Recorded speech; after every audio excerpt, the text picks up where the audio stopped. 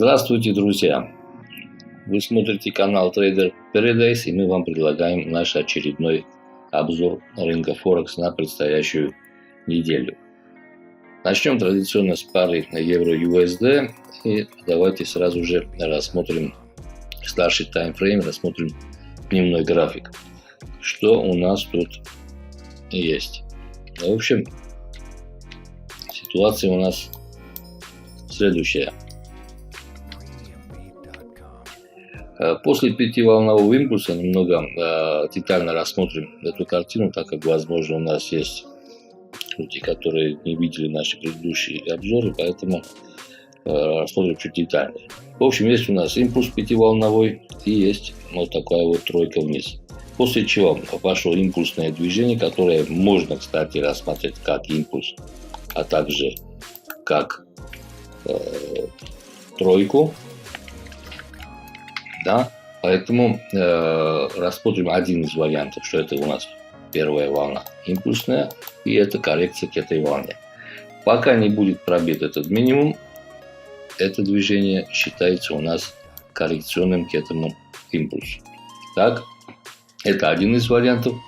Но чем ближе цена подходит, чем глубже эта цена корректируется, тем вероятность пробоя минимума у нас увеличивается. А с пробоем этого минимума, конечно, ситуация у нас полностью изменится.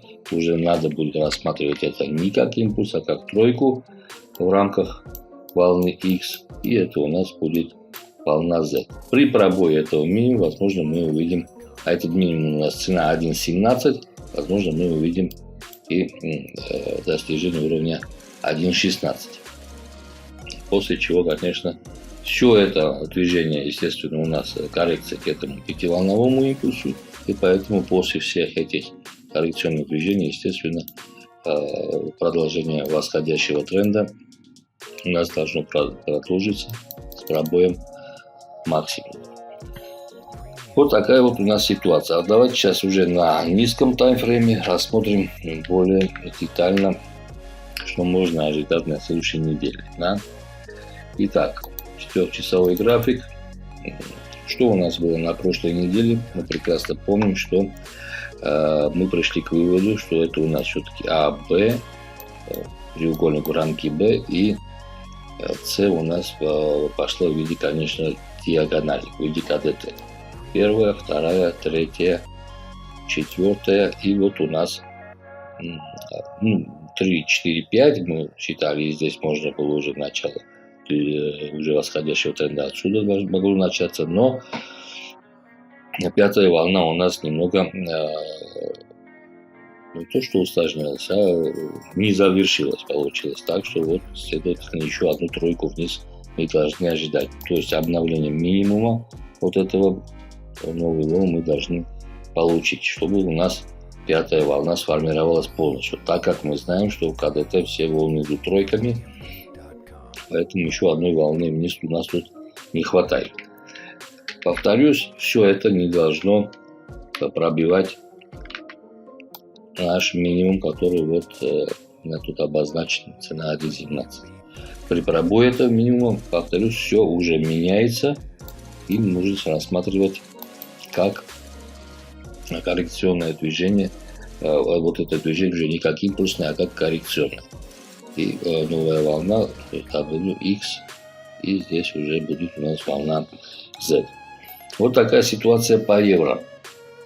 Все это, повторюсь, укладывается в коррекцию к этому восходящему импульсу, и поэтому основной тренд, естественно, на долгосроке все-таки смотрит вверх.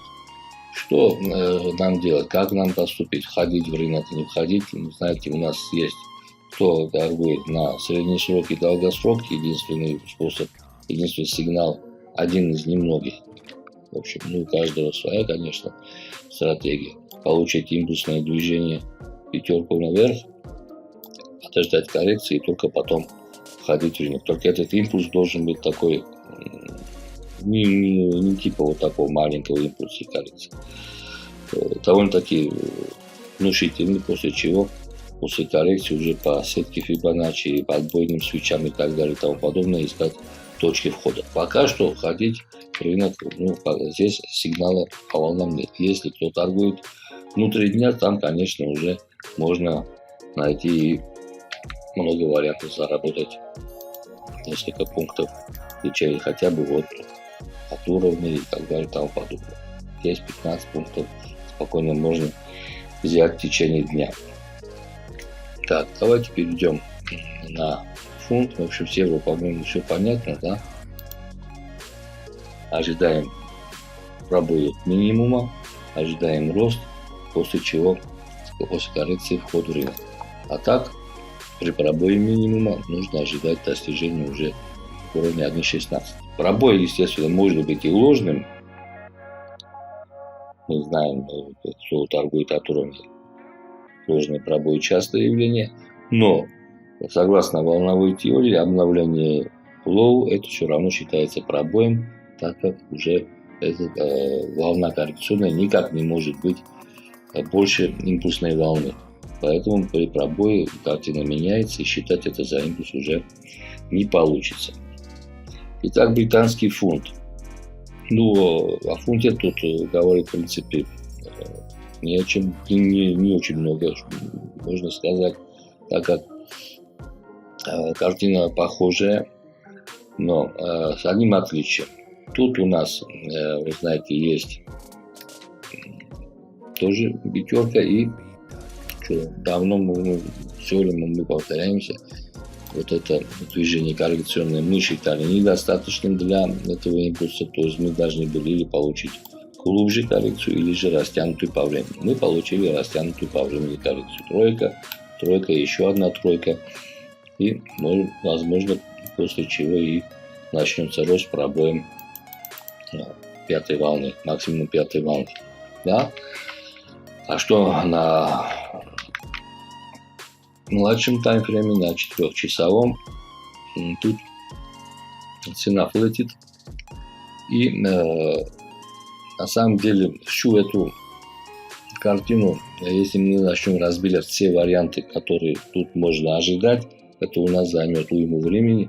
Поэтому ограничусь тем, что может быть цена достигнет все-таки вот этого минимума с пробоем. И только потом мы увидим разворот тренда на аптренд.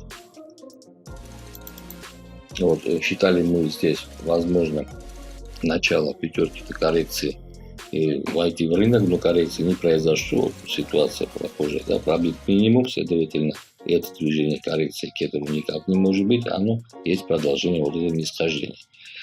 Посмотрим. Может, конечно, здесь произойти следующая ситуация. Считаем это за импульс. Это все у нас первая, вторая волна, после чего можно ожидать. Хотя можно, конечно, тут идет тройками все, видите.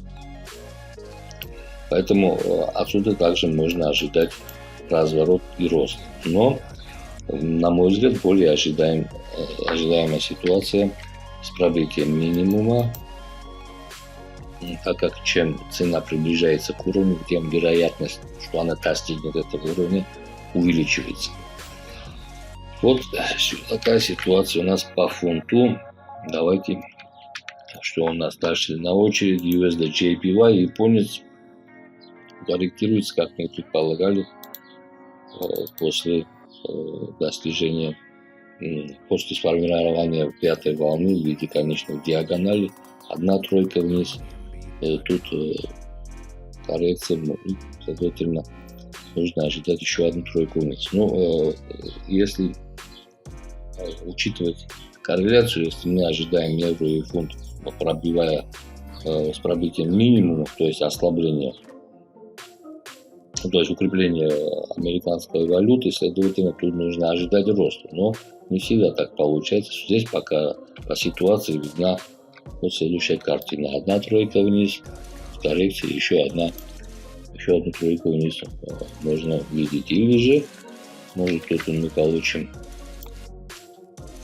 это вроде треугольника, после чего пробитие минимума. В общем, вариантов много, так как цена вошла в зону этой волны, то есть она нарисовала пятерку.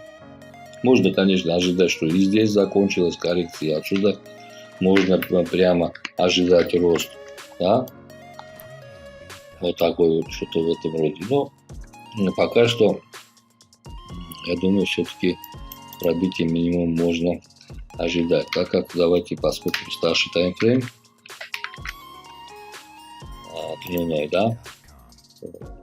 5, ну вот это маленькое движение к этому пятиволновому импульсу немного непропорционально смотрится, да, может, нам нужна более глубокая коррекция.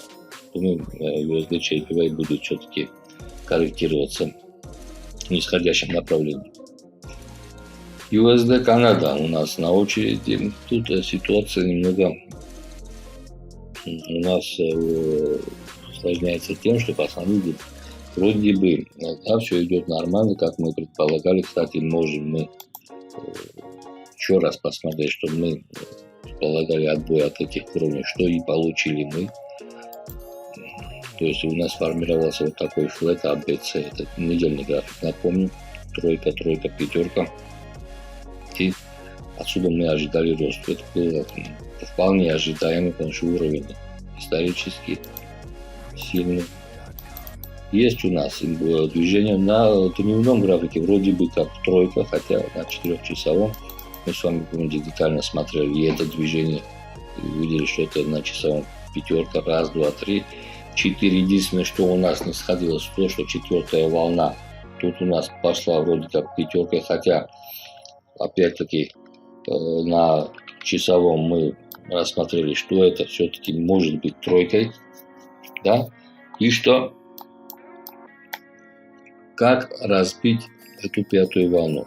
Единственное, что приходит, что это может быть, мы имеем дело с конечной диагональю 1, 2, 3, 4, 5, которое еще должно продлиться. Но давайте посмотрим, вернемся на старший таймфрейм. И что мы видим здесь? Цена находится у такого мощного уровня. Да? Цена пробивала, возвращалась, тестировала. Тут получили зеркальный уровень. В общем, уровень очень серьезный. И цена именно пункт находится в этой зоне. Следовательно, надо быть внимательным. Может, отсюда получим коррекцию. Давайте посмотрим, как это смотрится на для КДТ. Да? Если предположить, что у нас формируется конечная диагональ, то одна тройка есть, вторая. То есть 1, 2. Здесь вроде как, если считать это за тройку, да, если считать вот это движение как тройку, то может отсюда мы получим коррекцию. Но это движение не должно быть больше второй волны по величине. Поэтому все идет к тому, что это движение угасает. И поэтому, возможно, увидим мы здесь пробой этого уровня, после чего коррекцию. Вот такая ситуация может быть. Давайте еще раз посмотрим на дневной. Интересная ситуация с канадцем. В общем, вот такая ситуация, на мой взгляд, более ожидаема. Смотрите. Так, в общем, здесь 2, 3, 4, 5 с пробоем этого уровня. Может быть, рассматривать это как, если рассматривать как торговлю от уровней, то может быть и ложный пробой, но для волнового анализа достаточно нам, чтобы пробить был максимум, после чего можно получить коррекцию. Но потом все равно восходящее движение у нас должно продолжиться. Вот такая ситуация с канадцем очень интересная у нас сложилась. Так, следующее у нас золото. Ну, золото, как и предполагали, продолжило рост. Ну, видите, как интересно тут двигается цена. Да? Тут получили, вы помните, мы зеркальный уровень был пробит, уровень сопротивления, цена вернулась, получили зеркальный уровень, и что-то, нечто подобное происходит сейчас уже и здесь. Да? Цена уже тестирует этот уровень сверху, после чего, возможно, мы увидим рост. Не исключено, конечно, что цена вернется опять в эту зону и достигнет опять уровня 1.1790, да, 1790. Но пока что рост такой медленный, но уверенно продолжается. Ну, медленным можно это назвать для золота, а тут пунктов довольно-таки достаточно. Что у нас говорит старший таймфрейм? Это коррекция к этому движению и рост. Правда, было вот такое вот у нас импульсное падение к концу торговой недели, да. Ну, часто бывает, возможно, понедельника рост и продолжится. В общем, рост здесь более ожидаем. А по волнам у нас раз, два и начало третьей волны. Если считать это по волнам, то ситуация вот такая может быть: 1, 2, да, и вот это все начало третьей волны. Раз, два, три, 4, 5, вот так. Такая картина может у нас сложиться уже на следующей неделе. Но если рост продолжится, то это будет у нас в рамках третьей волны. Это все, в принципе, по золоту. Давайте сейчас рассмотрим, что у нас происходит с нефтью. Ну, нефть — это недельный график.